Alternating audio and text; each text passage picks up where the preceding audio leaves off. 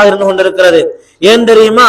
இந்த உலகத்தில் வாழ்ந்த நபிகளார் ஸல்லல்லாஹு அலைஹி வஸல்லம் அன்னவர்கள் தன்னுடைய 23 வருட காலத்துடைய வாழ்க்கையிலே எல்லா விதமான இபாதத்துக்களையும் தன்னுடைய வாழ்க்கையிலே படித்துக் கொடுத்த அல்லாஹ்வுடைய தூதர் இறுதி ஹஜ்ஜை மக்களுக்கு படித்துக் கொடுக்க வேண்டும் என்பதற்காக அல்லாஹ்வுடைய தூதர் பிரகடனப்படுத்தி அல்லாஹ்வுடைய தூதருடைய அழைப்பு கேட்ட சிறுவர்கள், பெண்கள், ஆண்கள் எல்லோருமே அங்கு ஒன்று கொள்கிறார்கள்.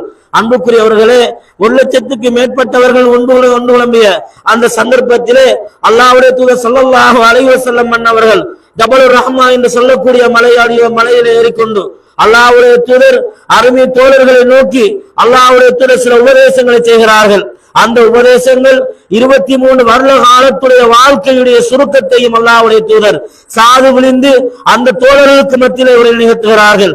அல்லாஹ்வுடைய தூதர் ஸல்லல்லாஹு அலைஹி வஸல்லம் அவர்கள் தன்னுடைய உரைக்கு முன்னால் அருமை தோழர்களை நோக்கி சொல்கிறார்கள், என் அருமை தோழர்களே, இங்கே வந்திருக்கக்கூடியவர்கள் வராதவர்களிடத்திலும் எடுத்து என்னுடைய இந்த செய்திகளை நீங்கள் எடுத்துரைத்து விடுங்கள். ஏன் தெரியுமா? உங்களை விட வராதவர்கள் நன்கு ஆராய்ச்சி செய்யக்கூடியவர்களாக இருக்கக்கூடும் என்ற அடிப்படையிலே அல்லாஹ்வுடைய தூதர் இந்த உரையை ஆரம்பிக்கிறார்கள். ஆரம்பித்த அல்லாஹ்வுடைய தூதருடைய கவனத்தை பாருங்கள். எந்த அளவுக்கு நுட்பமான முறையில் அல்லாஹ்வுடைய தூதர் அருமை மக்களை நோக்கி சொல்கிறார்கள், என் அருமை மக்களே, நான் சொல்லுகின்ற வார்த்தையை நீங்கள் ஆழமாக கேட்டுக்கொள்ளுங்கள். ஏன் தெரியுமா? இதற்கு பின்னால் உங்களை அந்த இடத்திலே சந்திப்பேனா என்று தெரியாது. நான் சொல்லக்கூடிய வார்த்தைகளை நீங்கள் ஆழமாக கேட்டுக்கொள்ளுங்கள் என்று கூறிவிட்டு அல்லாஹ்வுடைய தூதர் தன்னுடைய உரையை ஆரம்பிக்கிறார்கள். ஆரம்பித்த அல்லாஹ்வுடைய தூதர் அந்த இடத்திலே முதலாவது சொல்லக்கூடிய விடயம், இந்த உலகத்தில் யாரும் பிறப்பால் வேறுபட்டவர்கள் கிடையாது. இந்த உலகத்தில் எல்லோரும் ஒரே ஆதமுக்கு பிறந்தவர்கள் என்று அல்லாஹ்வுடைய தூதர் சூரத்து நிசா 1வது வசனத்தை அங்கு எடுத்துரைக்கிறார்கள். அன்புக்குரியவர்களே, அடுத்த கட்டமாக அல்லாஹ்வுடைய தூதர் சொல்கிறார்கள், தலைமைத்துவத்துக்கு கட்டுப்பட்டு நடங்கள். உங்களுக்கு அரபியாவது உங்களுக்கு அல்லாஹ்வுடைய தூதர் ஸல்லல்லாஹு அலைஹி வஸல்லம் சொல்கிறார்கள், அபிசீனிய அடிமை உங்களுக்கு அல் குர்ஆனை கொண்டும் கதிரை கொண்டும் நிலைநாட்டும் காலமெல்லாம் நீங்கள் அவர்களுக்கு கட்டுப்பட்டு நடங்கள் என்று அல்லாஹ்வுடைய தூதர் அந்த இடத்திலே தலைமைத்துவத்தை நிறுவுகிறார்கள். அன்புக்குரியவர்களே, அதே போல அல்லாஹ்வுடைய தூதர் ஸல்லல்லாஹு அலைஹி வஸல்லம் சொல்கிறார்கள், இந்த உலகத்திலே நீங்கள் லா தர்ஜிஉ பாதி குஃபாரா, நீங்கள் ஒருவர் இன்னொருவருடைய கழுத்தை வெட்டி ரிகாபு அபால் என்றால் உங்களில் ஒருவர் இன்னொருவருடைய கழுத்தை வெட்டி நீங்கள் காவிர்களாக மரணித்து விட வேண்டாம். இந்த உலகத்தில் குழப்பத்தை ஏற்படுத்த வேண்டாம், ஃபித்னாக்களை ஏற்படுத்த வேண்டாம், அராஜகம் செய்ய வேண்டாம் என்று அல்லாஹ்வுடைய தூதர் அந்த இடத்திலே அராஜகத்தை ஒழிக்கிறார்கள். அல்லாஹ்வுடைய தூதர் ஸல்லல்லாஹு அலைஹி வஸல்லம் அன்னவர்கள் இன்னும் பல்வேறு விடயங்களை சொல்லித் தருகிறார்கள். உங்களுக்கு கீழால் வேலை செய்யக்கூடியவர்களுக்கு உரிய நேரத்தில் கூலிகளை கொடுத்துக் கொள்ளுங்கள் என்று அல்லாஹ்வுடைய தூதர் நேரத்திலே சொல்கிறார்கள். அல்லாஹ்வுடைய தூதர் மீண்டும் சொல்கிறார்கள், இந்த உலகத்தில் யாரும் அநீதி விளைக்கக்கூடியவர்களாக அநியாயம் செய்யக்கூடியவர்களாக இந்த பூமியிலே வாழ்ந்து விடாதீர்கள் என்று கூறுகிறார்கள். அதே போல அல்லாஹ்வுடைய தூதர் சொல்கிறார்கள், முறை தவறி நடந்து விடாதீர்கள் என்று அங்குண்டு ஒவ்வொரு குடும்பத்துக்கும் உரைக்கின்ற மாதிரி அல்லாஹ்வுடைய தூதர் ஸல்லல்லாஹு அலைஹி வஸல்லம் சொல்லித் தருகிறார்கள். அதே போல அல்லாஹ்வுடைய தூதர் பெண்களை மதித்து நடங்கள் என்று கூறுகிறார்கள். இன்னமும் அவானும் இந்த அல்லாஹ்விடத்தில் வந்த அமானிதம், அவர்களை நீங்கள் நல்ல முறையில் நடந்து கொள்ளுங்கள் என்று கூறிவிட்டு பெண்களுக்கு உபதேசம் செய்கிறார்கள். பெண்களே, நீங்கள் உங்களுடைய ஆண்களுக்கு நீங்கள் நல்ல முறையிலே நடந்து கொள்ளுங்கள். உங்களுடைய ஆண் விரும்பாத யாரையும் உங்களுடைய வீட்டுக்கு நீங்கள் அனுமதி கொடுக்க வேண்டாம் என்று அல்லாஹ்வுடைய தூதர் ஸல்லல்லாஹு அலைஹி வஸல்லம் அவர்கள் அந்த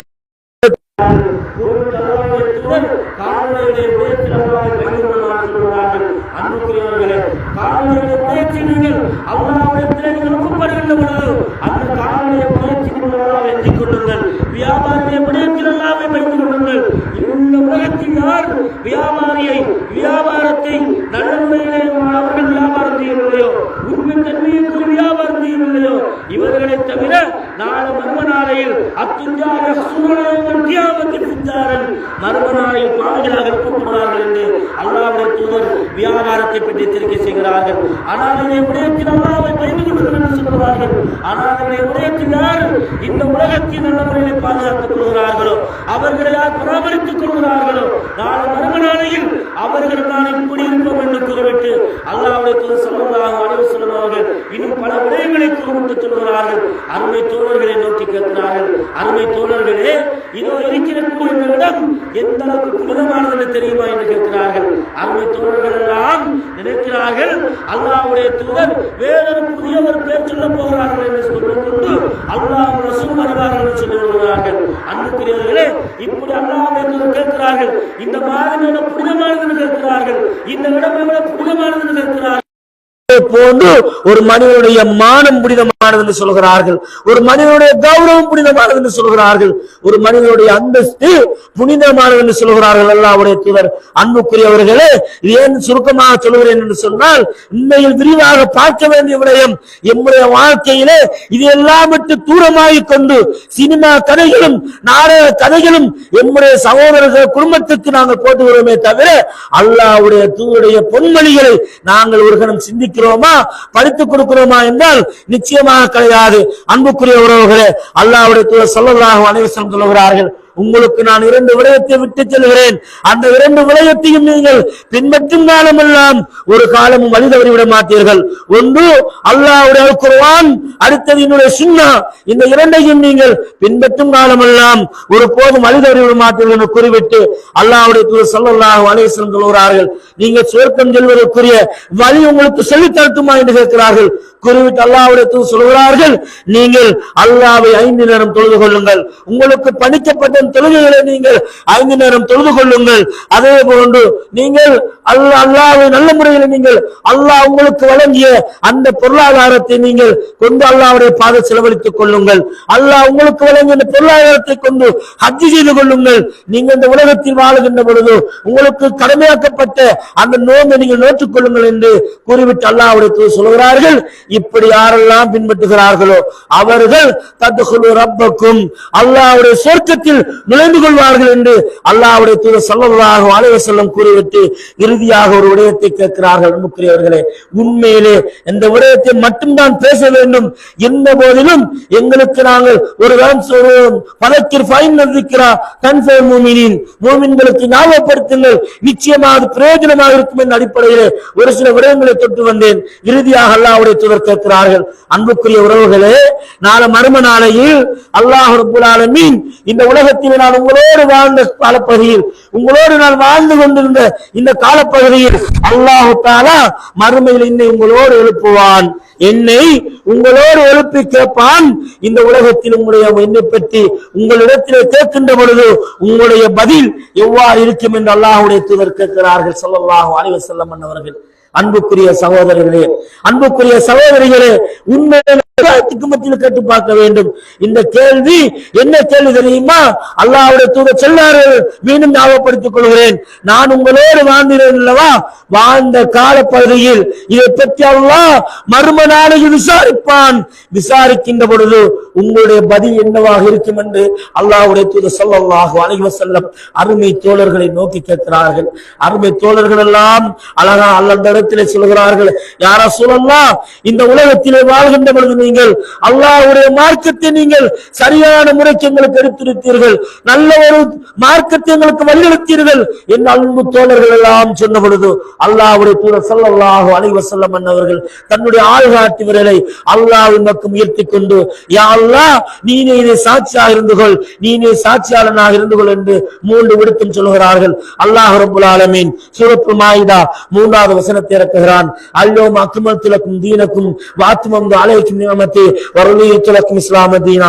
இன்றைய தினம் இந்த மார்க்கம் பூர்த்தியாக்கப்பட்டு விட்டது, அல்லாஹ் பந்து கொள்ளப்பட்ட மார்க்கமாக இந்த மார்க்கமாகி விட்டது என்று அல்லாஹ் ரப்பல் ஆலமீன் அந்த வசனத்தை இறக்குகிறான். அன்புக்குரிய உறவுகளே, அல்லாஹ்வால் பூர்த்தியாக்கப்பட்ட இந்த மார்க்கம், அல்லாஹ்வால் நிவர்த்தி செய்யப்பட்ட இந்த மார்க்கம், அல்லாஹ்வுடைய தூதர் மூலமாக நிவர்த்தி செய்யப்பட்ட இந்த மார்க்கம் எந்த அளவுக்கு நம்முடைய வாழ்க்கையிலே நாங்கள் பின்பற்றக்கூடியவர்களாக இருக்கிறோம், எந்த அளவுக்கு இந்த மார்க்கத்தை எடுத்து வைக்கக்கூடியவர்களாக இருக்கிறோம் என்பதை இந்த இடத்திலே எண்ணின் தொட்டு சிந்திக்க கடமைப்பட்டிருக்கிறோம்.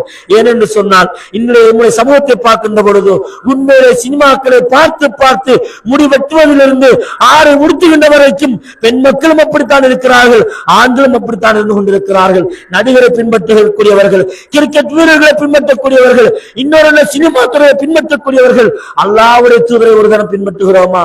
இங்க இருக்கக்கூடிய பெற்றோர்களாகிய உங்களுக்கு சொல்லிக் கொள்கிறேன், நிச்சயமாக அல்லாஹ் ரப்பல் ஆலமீன் நாளை மறும நாளையில் உங்களுடைய குழந்தை குழந்தைகளை உங்களுக்கு முன்னால் எழுப்பி கேள்விகள் கேட்கின்ற பொழுது உங்களுடைய பதில் என்னவாக இருக்கும் என்பதை சிந்தித்துக் கொள்ளுங்கள். எனவே அன்புக்குரிய உறவுகளே, அல்லாஹ்வுடைய நல்லடியார்களே, வந்திருக்கக்கூடியவர்களுக்கு மத்தியிலே இறுதியாக சொல்ல 2 விடயத்தை சொல்லி முடித்துக் கொள்கிறேன்.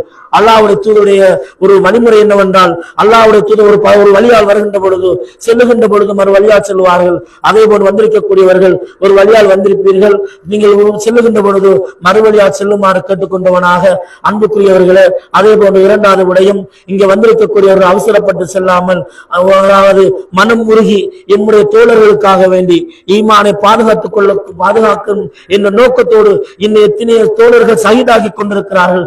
அந்த தோழர்களுக்காக வேண்டி எம்முடைய வறுமையை நீங்குவதற்காக வேண்டி அல்லாஹ்வுடைய அருளுக்கும் அன்புக்கும் பொருத்தத்துக்குள்ளாக்கக்கூடியவர்களாக வாழ்வதற்காக வேண்டி ஒவ்வொருவரும் அல்லாஹ்விடத்தில் துஆ செய்து செல்லுமாறு அன்போடு கேட்டுக்கொண்டு என்னுடைய உரையை முடித்துக் கொள்கிறேன். வாஹிரு தஅவத்தின் அல்ஹம்துலில்லாஹி ரப்பில் ஆலமீன்.